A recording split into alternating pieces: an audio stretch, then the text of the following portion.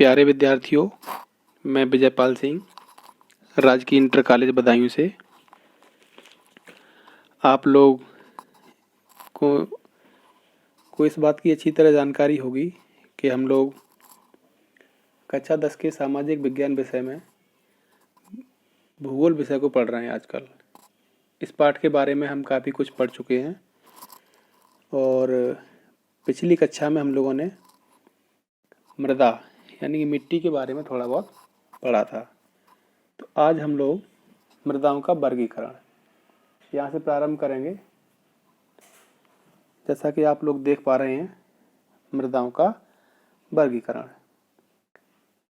भारत में अनेक प्रकार के उच्चावच, भू आकृतियाँ, जलवायु और वनस्पतियाँ पाई जाती हैं। इस कारण अनेक प्रकार की मृदाएं विकसित हुई हैं।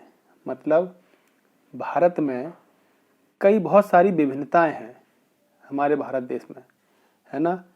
उच्चावच हैं, भू आकृतियाँ हैं, जलवायु भी थोड़ी बहुत अलग है, वनस्पतियाँ बहुत तरीके की हैं। तो इस कारण हमारे देश की जो मिट्टी है वो अलग अलग है। मतलब किसी क्षेत्र में अलग है, दूसरी क्षेत्र में अलग मिट्टी है, तीसरी क्षेत्र में अलग मिट्टी है ना। तो इन सब का कारण क्या है? ये 3-4-5 कारण हैं। उच्चावच है, भू आकृतियाँ हैं, जलवायु है, वनस्पतियाँ हैं। ये सब मिट्टी की विभिन्नता के कारण हैं। तो पहली जो मिट्टी है वो है जलोढ़ मृदा। यह मृदा विस्तृत रूप से फैली हुई है और यह देश की महत्वपूर्ण मृदा है। मतलब जो जलोढ़ मृदा है वो क्या है? विस्तृत रूप से फैली हुई है। मतलब इसका विस्तार क्या है? ज़्यादा है। ये ज़्यादा क्षेत्रों में पाई जाती है और यह देश की महत्वपूर्ण मृदा है। वास्तव में संपूर्ण उत्तरी मैदान, जो हमारा उत्तरी मैदान क्षेत्र है भारत का, जलोढ़ मृदा से बना है। मैं आपको दिखाऊंगा। ये मृदा पढ़ने के बाद एक मैप है, जो नक्शा है भारत का, उसमें इन चीज़ों को थोड़ा सा और बताऊंगा, तब आपकी थोड़ी समझ में आएगी कि उत्तर का मैदान किधर है या दक्कन का पठार किधर है। ठीक है। तो वास्तव में संपूर्ण उत्तरी मैदान जलोढ़ मृदा से बना है। यह मृदाएं हिमालय की 3 महत्वपूर्ण नदी तंत्रों, मतलब हिमालय से जो 3 नदियां निकलती हैं, सिंधु नदी, गंगा और ब्रह्मपुत्र नदियों द्वारा लाए गए निक्षेपों से बनी है। मतलब जो नदियां बह के आती हैं उनके साथ जो बहुत सारा निक्षेप, मतलब जो मलबा सा बह के आता है ना, उनसे ये मैदान बने हैं और उनसे ये मिट्टी बनी है। एक संकरे गलियारे के द्वारा ये मृदाएं राजस्थान और गुजरात तक फैलती हैं।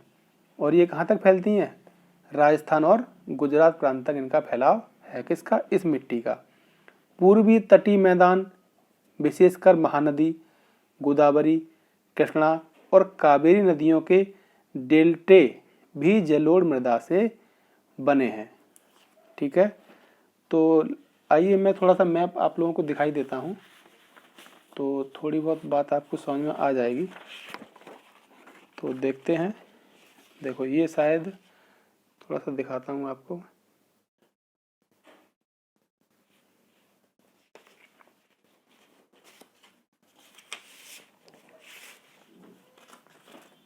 ये है मैप, भारत का नक्शा।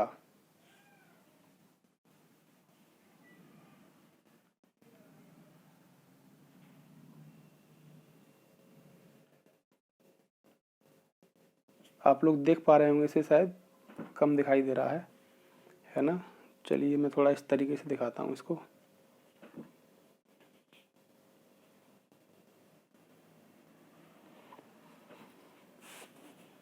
ये है। ठीक है। तो पहला क्या है, इसमें बताया था जलोढ़ मृदा जो है वो ये वाला भाग है। आप देख पा रहे होंगे, ये पूरा का पूरा क्या है? ये सब जलोढ़ मिट्टी का भाग है। मतलब जो हमारा भारत है, इधर क्या है? ये पूर्वी तट है इस साइड का पश्चिम है, इस साइड का क्या है? उत्तर, और ये दक्षिण है ना।